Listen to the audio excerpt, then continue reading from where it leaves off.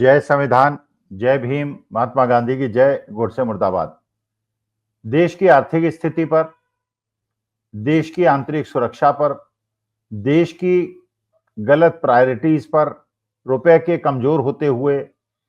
Loan बढ़ने और GDP के घट होने में हमने बहुत सारी चर्चाएं कर ली। हमने ये भी चर्चा कर ली कि किस प्रकार से माननीय मोदी जी ने पहले ट्रंप साहब को जिताने की कोशिश की, वो हार गए। फिर कमला हैरिस को जिताने की कोशिश की, ट्रंप साहब जीत गए। फिर जब वो अमेरिका गए, वहां पे उन्होंने, जब ट्रंप साहब ने कहा कि मेरा मित्र मुझसे मिलने आ रहा है, उनसे नहीं मिले, एक डिप्लोमेटिक फेल्योर किया और बाइडेन साहब से और ट्रंप साहब से मिलके आ गए, बाइडेन साहब से और कमला हैरिस से मिलके आ गए, ट्रंप साहब से नहीं मिले। अब ट्रंप साहब ने, लगता है, उस बात को दिल पे ले लिया और उन्होंने ठान लिया कि मोदी जी ने जो बचपना किया था, वहां गए थे तो वो अपोजिशन लीडर से भी मिल सकते थे और रूलिंग पार्टी के लीडर से मिल सकते थे। ये कोई बुरा नहीं मानता, ये एक डिप्लोमेसी के अंदर ये चीज बड़ी कॉमन है। आपने देखा होगा कि राहुल गांधी से मिलने भी और सोनिया गांधी से मिलने भी विदेशी डेलीगेशंस आते हैं और कोई ये नहीं समझता कि मोदी जी उससे बुरा मानेंगे, क्योंकि ये नॉर्मल चीज है। इंटरनेशनल डिप्लोमेसी में इसको माना जाता है, इट्स ए वेरी नॉर्मल। लेकिन जिस प्रकार से डोनाल्ड ट्रंप एक एक करके निर्णय लेते जा रहे हैं, और अब वो भारत के प्रति तो उनका उदार भाव होगा, क्योंकि देखिए भारत की जो पोजीशन है इंटरनेशनल सिनेरियो में वो बहुत महत्वपूर्ण है। एक तो हम एक बहुत बड़ी कंजम्पशन इकोनॉमी है, हम विश्व के विकसित देशों की इकोनॉमी को चलाने के लिए हमारा बहुत बड़ा योगदान है, क्योंकि हमारा बहुत बड़ा कंजम्पशन है। अभी बहुत बड़ा क्षेत्र हमारा ऐसा पड़ा है जो अनडेवलप्ड है, जिसको विकसित देश चाहते हैं कि बनाएं और अपने इंडस्ट्री को प्रोस्पेरिटी की तरफ ले जाएं। चाहे वो जापान हो, चाहे वो चीन हो, अमेरिका हो, यूरोप हो, हर देश ये चाहता है। इसके अलावा जो भारतवर्ष की भौगोलिक स्थिति है कि चीन के बगल में एक बहुत बड़ा राष्ट्र, जैसे चीन की एक खासियत है कि उनके यहाँ लेबर कॉस्ट बहुत कम है, वैसे ही भारतवर्ष के अंदर लेबर कॉस्ट बहुत कम है। उन्होंने एक गलती की थी, चाइना ने, आज से 30-40 साल पहले वन चाइल्ड नॉर्म ले आए थे, तो आज के तारीख में उनके यहाँ एजेड पॉपुलेशन बहुत ज्यादा है और यंग पॉपुलेशन नहीं। और हमारे देश के अंदर हमने शायद वो गलती नहीं की, इसलिए आज के तारीख में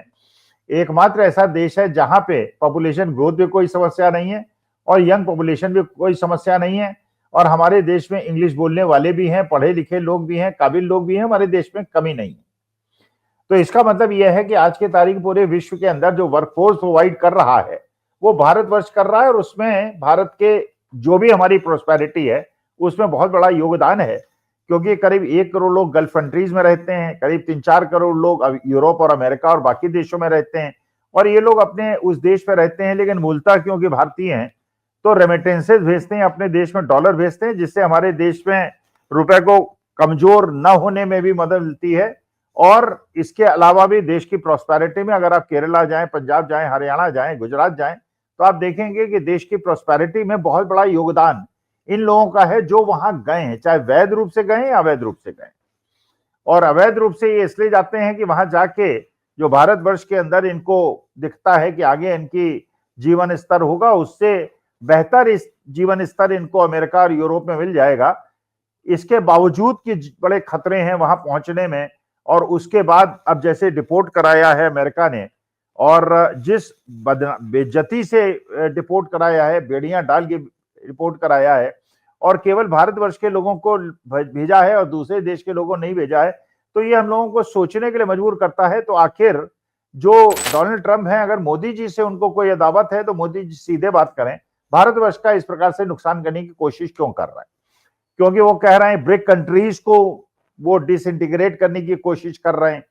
वो चेतावनी दे रहे हैं ब्रिक कंट्रीज को, कह रहे हैं कि this is a dead organization, और अगर ब्रिक कंट्रीज हमारे पे कोई वो लगाएंगे, अगर इस प्रकार की कोई नई करेंसी बनाएंगे तो हम उनके ऊपर टैरिफ लगा देंगे। जो कनाडा है, जो मैक्सिको है, वो भी कहता है कि अगर हम पे टैरिफ लगाएंगे तो हम आप पे टैरिफ लगा देंगे। इसका माने अगर अमेरिका टैरिफ बढ़ाएगा तो कनाडा और मैक्सिको भी टैरिफ बढ़ा देंगे, लेकिन भारत पर इसका उल्टा कर रहा है। अमेरिका हम पे टैरिफ बढ़ाने की बात कर रहा है तो हम उसके टैरिफ पहले ही घटाना हमने शुरू कर दिया, तो अपने देश की इकोनॉमी को और ज्यादा नुकसान करना हमने शुरू कर दिया। अच्छा, अमेरिका ने 2 निर्णय और लिए हैं। मैं आप लोगों का ध्यान उन 2 विषयों पे आकर्षित करना चाहता हूं। पहला विषय यह है कि ये बात सबको पता है कि चाहता है अमेरिका की ईरान के ऊपर उसका कंट्रोल, और ईरान एक ऐसा देश है जो चीन और रूस के माध्यम से, नॉर्थ कोरिया के माध्यम से उन्होंने अपना एक नेक्सस बनाया हुआ है और अमेरिका के खिलाफ खड़े हुए बड़ा राष्ट्र है। बाकी उस कॉन्टिनेंट में बहुत सारे देश ऐसे हैं जो अमेरिका के पिछलग्गू हैं या उनके मित्र हैं, लेकिन ईरान एक बहुत बड़ा ऑब्स्टिकल है। अच्छा, ये भी बात सही है कि भारतवर्ष की बहुत सारी कंपनियां ईरान के माध्यम से अपना बिजनेस चलाती हैं। अब अमेरिका ने 4 इंडियन कंपनी जो अमेरिका के साथ, जो ईरान के साथ बिजनेस करती थी, उनको बैन कर दिया है, उनको डी लिस्ट कर दिया है, एक तरह से डी रिकॉग्नाइज, मतलब उन्हें रिकॉग्निशन उनका वापस ले लिया। इसका मतलब यह है कि अमेरिका इस चीज पे आपत्ति व्यक्त कर रहा है कि हम ईरान से धंधा ना करें, हम रूस से धंधा ना करें, हम ईरान से धंधा ना करें। तो मेरा एक मूलतः प्रश्न है जो आप लोग उसका जवाब दीजिए कि क्या अमेरिका को क्या विश्व ने विश्वगुरु मान लिया है या विश्व का सबसे बड़ा दादा मान लिया है, जो वो चाहेगा अरे आपकी रूस से अदावत है, आपकी ईरान से अदावत है, तो आप उनसे बिजनेस मत कीजिए। लेकिन ये अधिकार आपको किसने दिया कि आप भारतवर्ष को और मोदी जी को और हमारे देशवासियों को निर्देश दें कि हम ईरान और रूस के साथ कैसे संबंध रखें। अच्छा, दबाव में आके, जैसे पिछली बार तो हमने रूस से जो तेल मंगाया था वो सब्सिडी में मंगाया था, सस्ता मंगाया था, और अमेरिका ने उसमें आपत्ति नहीं की थी, लेकिन अब अमेरिका ने उसमें भी आपत्ति करनी शुरू की है कि आप रूस से तेल नहीं मंगाएंगे, आप ईरान से तेल पहले ही आना बंद हो गया था। इसका माने जो हमें सस्ता तेल मिलने की संभावना थी उसका भी रास्ता अमेरिका ने रोक दिया। तो पहली बात तो मैं आपसे ये जानना चाहता हूं कि अमेरिका को क्या अधिकार है कि हमारे जो बिजनेस डील्स बाकी देशों के साथ है उसके अंदर अमेरिका हस्तक्षेप करे, और मोदी जी उसमें कोई प्रोटेस्ट क्यों नहीं कर रहे हैं। जैसे फ्रांस के राष्ट्रपति ने प्रोटेस्ट किया,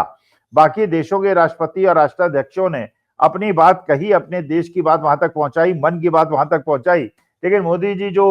अपने देश के अंदर हर महीने जो मन की बात देशवासियों से करते हैं, तो थोड़ी सी मन की बात वो डोनाल्ड ट्रंप से क्यों नहीं कर लेते। पहली जिज्ञासा तो मेरी ये है। अब इसकी बाद मेरी दूसरी जिज्ञासा यह है कि डोनाल्ड ट्रंप ने एक निर्णय और लिया है। उन्होंने निर्णय लिया है कि जो भी किसी भी देश का आदमी अगर उसके पास $5 मिलियन हैं और वहां जाके वो खर्च कर सकता है, निवेश कर सकता है, तो उसको वो एक प्रकार की एंट्री दे देंगे, एक रेड कारपेट एंट्री दे देंगे, और उनको ग्रीन कार्ड की तरह जिसको यूज किया जा सकेगा, और बाद में उनको सिटीजनशिप भी दे देंगे।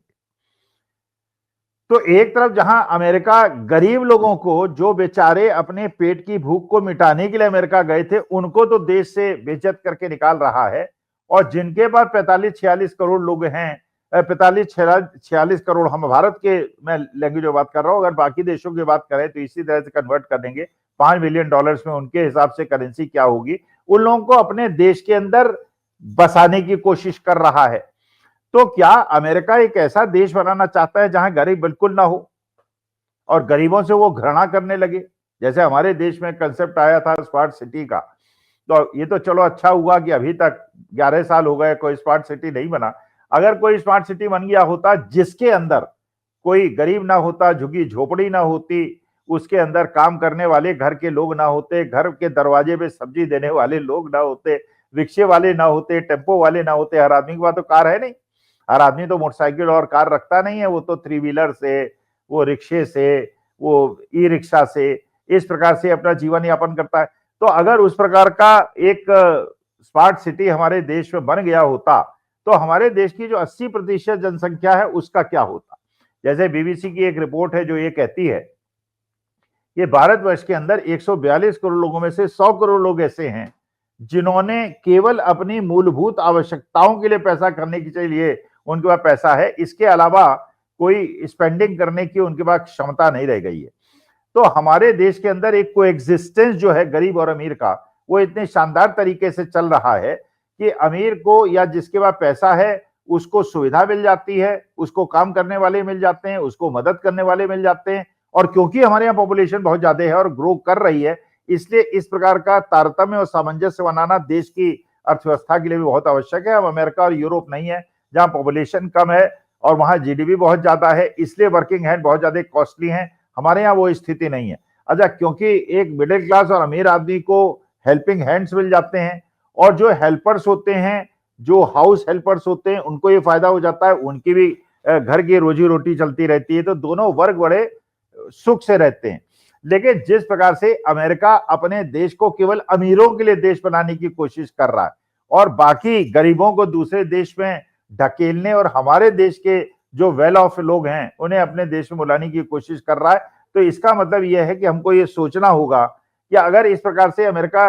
ओपन ऑफर देगा तो हमारे यहाँ से जो पूंजी जिन्होंने समेटी है या जिनके हाथ में दे दी गई है या लोन राइट ऑफ कर दिए हैं, या नीरव मोदी, ललित मोदी, मेहुल चोकसी, विजय माल्या जैसे लोग कहीं अमेरिका जाके रेड कार्पेट रिसेप्शन न ले लें, वीजा न ले लें और उसके बाद वहां की सिटीजनशिप न ले लें और हमारे देश के अंदर केवल दरिद्रता का वास हो और जिन लोगों को सारा पैसा कमा दिया है वो लोग पैसा वहां लेके चले जाएं, तो जो एक देश एक खूबसूरत एक नक्शा पेश करता है एक